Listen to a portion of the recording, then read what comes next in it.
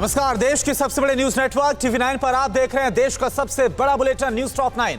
आपके साथ मैं हूं करुणा शंकर शर्मा। इसमें हम आपको दिखाते हैं देश दुनिया की बड़ी खबरें। न्यूज टॉप 9 में सबसे पहले बात आर्मेनिया अजरबैजान के बीच चल रही महाजंग की। अजरबैजान को रूस की आखिरी वार्निंग, कहा जंग रोको नहीं तो परिणाम होंगे घातक।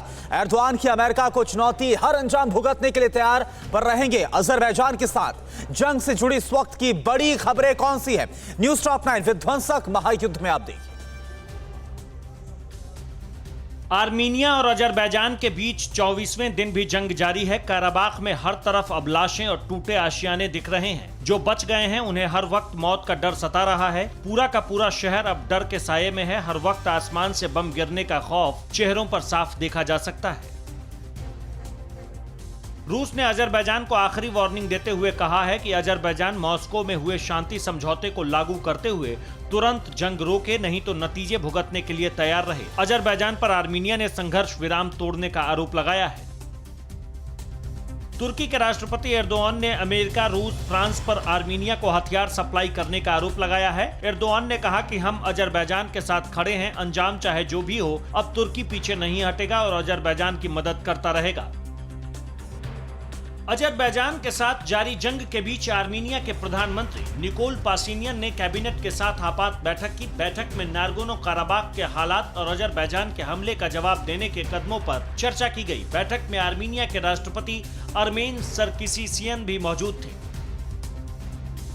अजरबैजान के साथ भीषण जंग को देखते हुए आर्मीनिया के प्रधानमंत्री की पत्नी अना ने पुरुषों से सैन्य मोर्चे पर जाने की अपील की है। अना ने कहा, ये समय आपको सैन्य मोर्चे पर जाकर दुनिया को ये दिखाने का है कि आप अपनी मातृभूमि की सुरक्षा के लिए कुछ भी कर सकते हैं। आर्मीनियाई आर्मी ने नागोर्नो काराबाख में अजरबैजान के 5 यूएवी को मार गिराया है। आर्मीनियाई सेना ने सबूत के तौर पर मारे गए 5 यूएवी का वीडियो जारी किया है, जिसमें कनाडा का CMS-15 ड्रोन और बैरक्टार TBU यूएवी दिखाई दे रहे हैं। अजरबैजान के राष्ट्रपति इल्हाम अलीयेव ने वीडियो जारी कर काराबाख के 13 इलाकों पर कब्जे का दावा किया है। वीडियो में अजरबैजानी सैनिक झंडा लहराते दिख रहे हैं। इन इलाकों में सोलटानली, अमीरवर्ली, मशनली, हसनली, हाजली और केचेल, ममदाली, गुमलेग, नियाज गुल्लर शामिल हैं। आर्मीनिया अजरबैजान के बीच 24 दिन से जंग जारी है। काराबाख में लाशों का अंबार है। अजरबैजान ने आर्मीनिया के 2 सुखोई विमान समेत 25 फाइटर प्लेन मार गिराए हैं। अब तक इस भीषण युद्ध में 56,000 से ज्यादा लोगों की मौत हो चुकी है।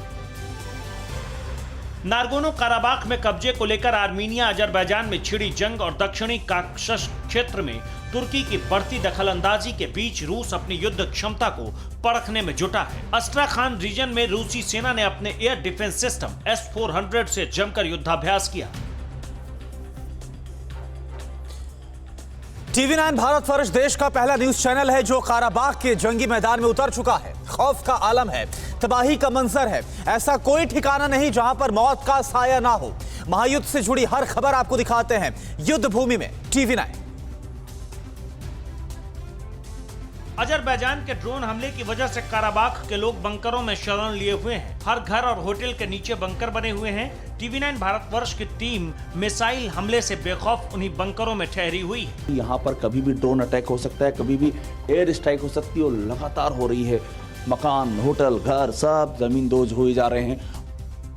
अजरबैजान के ड्रोन हमले से तबाह काराबाख अंधेरे में डूबा हुआ है। रात में पूरे शहर की बिजली गुल है, क्योंकि अजरबैजान को जहां भी बिजली दिखती है वहीं ड्रोन अटैक कर देता है। टीवी 9 भारतवर्ष के कैमरे में कैद हुआ ये शूशी का तबाह कैथेड्रल है। ये वही जगह है जहां 30 मिनट के भीतर अजरबैजान ने 2 बार रॉकेट हमले किए। शूसी का ये मेन बाजार एरिया है जहां 26 साल पहले सेम टारगेट पर रॉकेट से हमला हुआ था। यहीं पर साल 1994 में रॉकेट से हमला किया गया था। अजरबैजान की फोर्सेज यहाँ पर आज से 26 साल पहले भी हमला कर चुकी हैं। ये देखिए जगह जहां पर अटैक हुआ था आज से 26 साल पहले। शहर में खौफ का साया लगातार बढ़ता जा रहा है। उसके निशान टीवी 9 भारतवर्ष के कैमरे में देखे जा सकते हैं। शूसी के मेन सड़क के बीचों बीच ये रॉकेट आकर गिरा, लेकिन ये निशाना चूक गया। ये वही बंकर है जहां महिलाएं और मासूम बच्चे छिपकर बैठे थे। यहां एक रॉकेट गिरता है और सब कुछ तहस नहस हो जाता है। आकृतियां बनाते हैं इनको जोड़ जोड़ करके, लेकिन ऐसी आकृति बनाई इस जंग ने कि ये सारी आकृतियां बिगड़ गईं और इनके ऊपर सिर्फ लहू के छींटे हैं आज की तारीख में।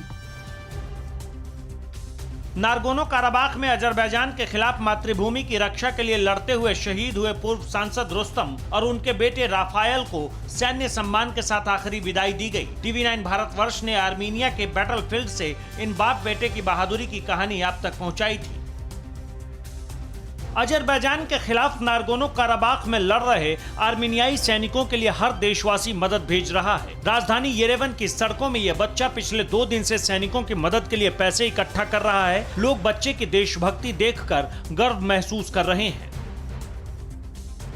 ईरान ने आर्मीनिया को रूसी हथियार पहुंचाने में मदद करने से इनकार किया है। ईरान ने कहा, हमने आर्मीनिया को हथियार सप्लाई करने के लिए अपनी सीमाएं नहीं खोल रखी है। हमने आर्मीनिया और अजरबैजान को सीमा से दूर रहने के लिए चेतावनी दी है। नागरिकता कानून पर क्या है बीजेपी अध्यक्ष का बड़ा ऐलान। आर्मी चीफ ने वेस्टर्न एयर कमांड का दौरा कर लिया, तैयारियों का जायजा। प्रधानमंत्री मोदी ने कहा, अनुसंधान ही होगा भविष्य के निर्माण का आधार। कहां की गई हत्या के बाद शव से दरिंदगी। देश के इस वक्त की बड़ी खबरें कौन सी है, न्यूज टॉप 9 भारतवर्ष में आप देखिए। सेना प्रमुख जनरल मनोज मुकुंद नरवणे ने अंबाला कैंट का दौरा किया और वेस्टर्न एयर कमांड की तैयारियों का जायजा लिया। बाद में कोर कमांडरों के साथ बातचीत भी की। जनरल नरवणे ने सभी रैंक से कहा कि उत्साह के साथ काम करना जारी रखें और भविष्य की किसी भी संचालन चुनौतियों के लिए तैयार रहें। बीजेपी अध्यक्ष जेपी नड्डा ने पश्चिम बंगाल के सिलीगुड़ी में कहा कि राज्य में नागरिकता संशोधन कानून लागू होना तय है। कोरोना के कारण थोड़ी रुकावट आई है, लेकिन ये आपको मिलना तय है। बीजेपी अध्यक्ष ने पश्चिम बंगाल के टीएमसी सरकार पर फूट डालो और राज करो की नीति चलाने का आरोप लगाया।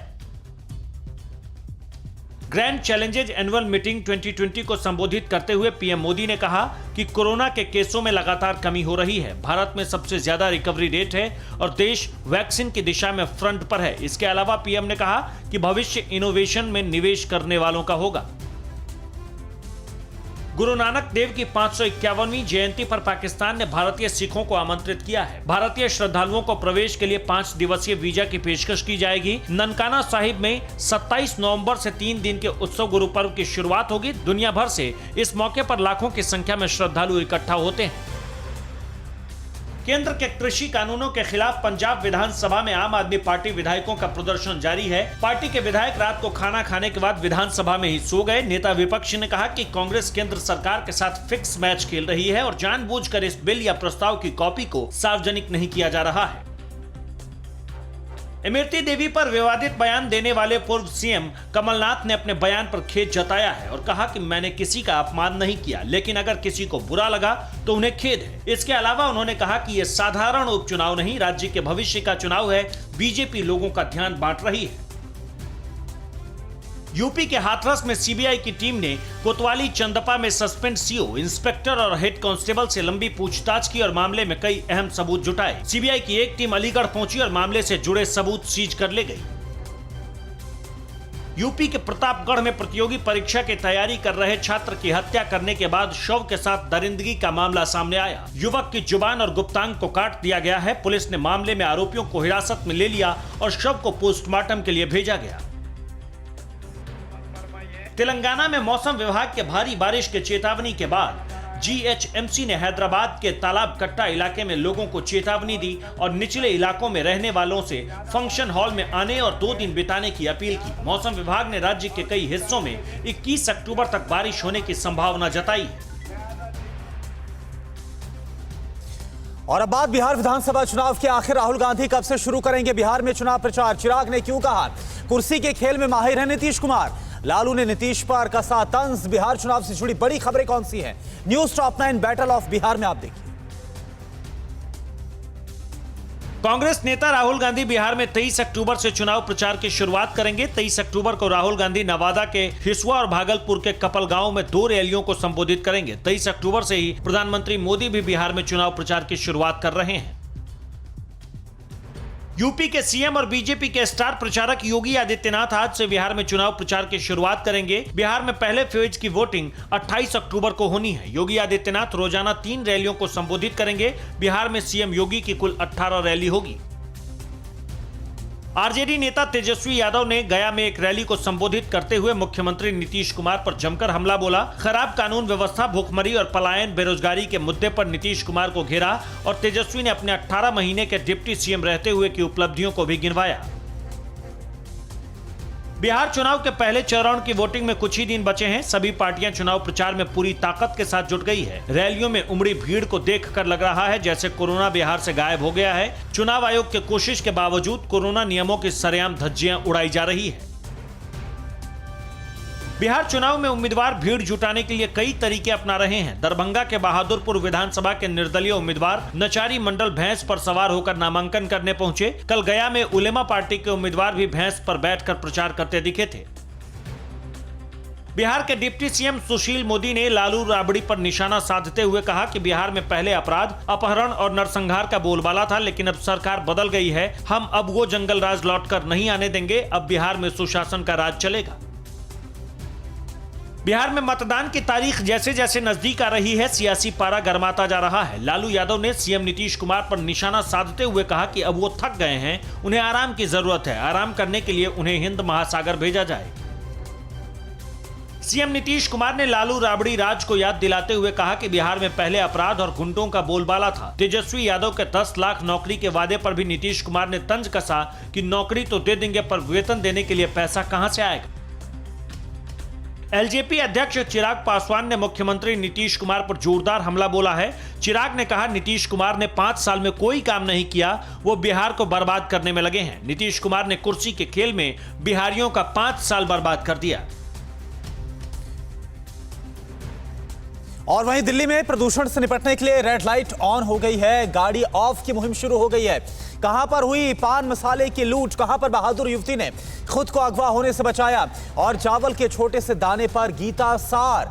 अन्य राज्यों से जुड़ी इस वक्त की बड़ी खबरें कौन सी हैं? न्यूज़ टॉप 9 अन्य राज्य में आप देखिए। दिल्ली के सीएम अरविंद केजरीवाल ने वायु प्रदूषण से निपटने के लिए उत्तर प्रदेश, हरियाणा और पंजाब के साथ मिलकर संयुक्त अभियान छेड़ने का आह्वान किया और कहा कि अगर सभी राज्य सरकारें इस समस्या को लेकर एक हो जाएं तो 4 साल से कम में इसे हम काबू कर सकते हैं। केजरीवाल ने केंद्रीय पर्यावरण मंत्री से हर महीने सभी राज्यों की मीटिंग बुलाने की मांग की है। दिल्ली में प्रदूषण कम करने के लिए रेड लाइट ऑन, गाड़ी ऑफ अनोखी मुहिम शुरू की गई है। राजेंद्र प्लेस इलाके में आम आदमी पार्टी के विधायक राघव चड्ढा ने लोगों से ट्रैफिक सिग्नल पर गाड़ियों का इंजन बंद करने की अपील की। ये मुहिम दिल्ली सरकार की प्रदूषण के खिलाफ युद्ध प्रदूषण के विरुद्ध मुहिम का ही हिस्सा है। दिल्ली पुलिस ने ड्रग्स की तस्करी करने वाले एक ऐसे गैंग का भंडाफोड़ किया है जो एम्बुलेंस में गांजे की तस्करी किया करते थे। पुलिस ने 4 तस्करों को गिरफ्तार किया है। पुलिस के मुताबिक इन तस्करों के पास से 180 किलो गांजा बरामद किया गया है, जिसकी इंटरनेशनल बाजार में करीब 1 करोड़ 80 लाख कीमत बताई जा रही है। झारखंड के धनबाद में गुटखा माफिया के घर पुलिस ने छापेमारी कर लाखों का अवैध पान मसाला जब्त किया। इस दौरान पुलिस के सामने स्थानीय लोगों ने पान मसाला लूटने लगे और हद तो तब हो गई जब छापेमारी करने आए पुलिसकर्मी भी लूट में शामिल हो गए। एक शख्स को गिरफ्तार कर मामले की जांच शुरू कर दी गई है। कोरोना महामारी के चलते कोलकाता हाईकोर्ट ने बड़ा फैसला सुनाया है। हाईकोर्ट ने आदेश दिया है कि पश्चिम बंगाल में Durga Puja pandal no entry zone घोषित होगा। इस दौरान पंडाल में किसी भी श्रद्धालु को दर्शन करने का मौका नहीं मिलेगा। दुर्गा पूजा पंडालों में सिर्फ आयोजक ही आ जा सकेंगे। राजस्थान के धौलपुर में एक युवती को दिन दहाड़े अगवा करने की कोशिश की गई और लोग तमाशबीन की तरह देखते रहे। युवती अपहरणकर्ताओं से भिड़ गई और खुद को अगवा होने से बचाया। ये पूरी वारदात सीसीटीवी कैमरे में कैद हो गया। पुलिस फुटेज के आधार पर मामले की जांच में जुटी है। पश्चिम बंगाल के दुर्गापुर में बीच सड़क पर एक बस में अचानक आग लग गई। समय रहते सभी यात्रियों को सुरक्षित बाहर निकाला गया। आग इतनी भयानक थी कि पूरी बस जलकर खाक हो गई। सूचना मिलने पर दमकल की गाड़ियों ने कड़ी मशक्कत कर आग पर काबू पाया। कोरोना संकट के दौर में स्वास्थ्यकर्मी अपनी जान जोखिम में डालकर मरीजों की सेवा कर रहे हैं। गोरेगांव मुंबई में कोविड सेंटर में हेल्थ वर्कर पीपीई किट में मरीजों के साथ गरबा करते नजर आए। मरीजों और स्वास्थ्य कर्मियों के डांस का वीडियो सोशल मीडिया पर वायरल है। हैदराबाद की माइक्रो आर्टिस्ट रमागिरी स्वरिका ने अनोखा कमाल कर दिखाया है। उन्होंने चावल के दानों पर गीता का सार लिखा। रमागिरी को इस प्रतिभा के लिए कई सम्मान मिल चुके हैं। उनका कहना है कि उन्हें बचपन से ही गाने और माइक्रो आर्ट का शौक था।